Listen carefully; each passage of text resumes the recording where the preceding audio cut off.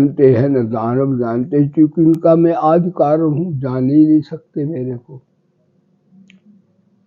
मेरे से ही संसार का प्रभाव होता है, मैं ही सारे संसार की रचना करता हूं, और जो रचना करता हूं वो मटीरियल भी मैं ही हूं।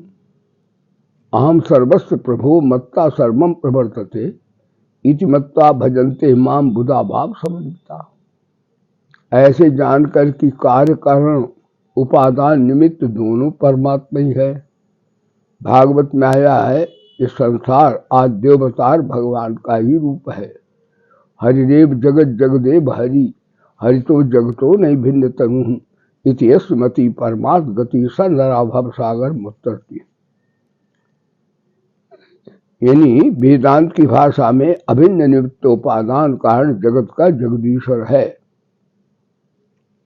उपादान भी वही है, मटीरियल कहीं से लाया नहीं, मटीरियल भी वही बन गया है। यानी संसार भी परमात्मा ही है। नाशवान इसलिए कहते परिवर्तन होने के कारण, नाशवान कुछ भी नहीं होता, सब अविनाशी का खेल है। तो इस प्रकार से ये भगवान कहते तो मेरे भक्त जो हैं मेरा भजन करते रहते हैं। भजन में 3 वस्तुएं हैं आज का प्रवचन: सेवा, त्याग और प्रेम। सेवा जगत की, त्याग अपने लिए, प्रेम भगवान के लिए। ये भजन की त्रिवेणी कही जाती है। अब इसमें कैसे कैसे भजन करते हैं उस विषय पर थोड़ी चर्चा करते हैं। मेरे भक्त मच्चित्ता मद्गत प्राणा बोध्यंता परस्परम कथयंतस्य नित्यम तुष्टंतिम च रमन्ति च।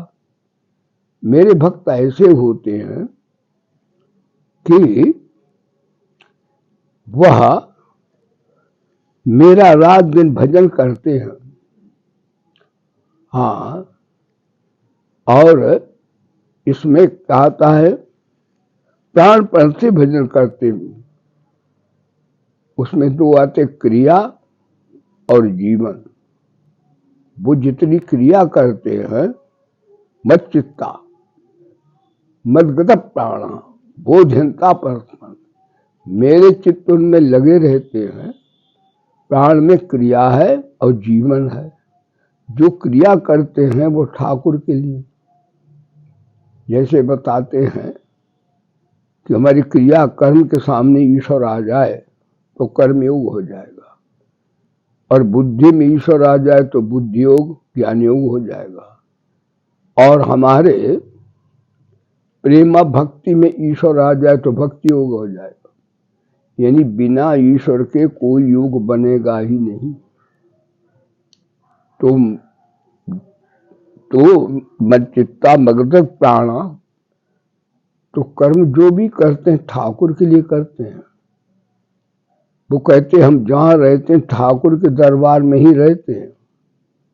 वो अपना घर भी नहीं बताते, जहां जाते हैं ठाकुर की ही परिक्रमा करते हैं। जो भी पाते हैं वो भगवान का ही प्रसाद पाते हैं। जल पीते हैं तो ठाकुर का ही वो चरणामृत पीते हैं।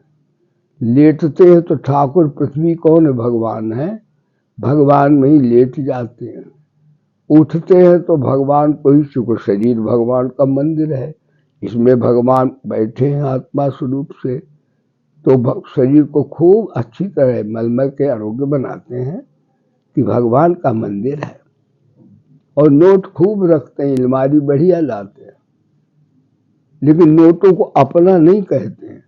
ठाकुर की संपत्ति है और हमें संभाल के रखना है। और बाल बच्चे वो भी अपना नहीं कहते हैं, ठाकुर के बाल बच्चे हैं। हम तो उनको पालन करने वाले हैं। सर्विस करते तो नहीं कहते गवर्नमेंट की तरफ है। गवर्नमेंट क्या है, सरकार, उसमें भी भगवान बैठे। हम ठाकुर की ही सर्विस करते हैं, ठाकुर के ही नौकर हैं। खेती करते तो कहते जमीन तो ठाकुर की है ही, तो हम भगवान की ही सेवा किसी से कर रहे हैं। इस तरह वो चर्चा भी करते हैं बोध्यंता परस्परम की ठाकुर हमारे कैसे दयालु हैं। करुणा बरुणालय हैं, आनंद के सागर हैं, प्रेम के सागर हैं, भक्त वत्सल है। ये चर्चा करते हैं। ये नहीं करते उनके कितना धन है, कितने बच्चे हैं, कितनी कोठियां, कितनी कारें हैं। ये व्यर्थ की थोथी बातें लौकिक नहीं करते, परमात्मा संबंधी चर्चा करते हैं। बोध्यंता परस्परम, और भगवान निराकार हैं तो कैसे हैं, साकार समग्र रूप उनका कैसा है, इसकी चर्चा करते हैं। हरि नाम को किस प्रकार से भगवान का जप करने से हमारे भगवान शीघ्र प्रसन्न हो जाते हैं, ये चर्चाएं आपस में किया करते हैं। बोध्यंता परस्परम कथयंतम तुष्टिंति चरमंसा, और हमारे दिव्य गुणों को सुनकर के बड़े तुष्ट होते हैं, मस्त हो जाते हैं, आनंद में हो जाते हैं। ऐसे भक्तों को, चूंकि वो वेदांत तो पढ़ते नहीं, निष्कामता उनके मध्य में होती तो है, लेकिन वो जान के निष्कामता नहीं है। यानी न तो वो समता की न तो वो समता चाहते हैं, न तत्व ज्ञान चाहते हैं, न मुक्ति चाहते हैं, वे केवल भगवान को चाहते हैं।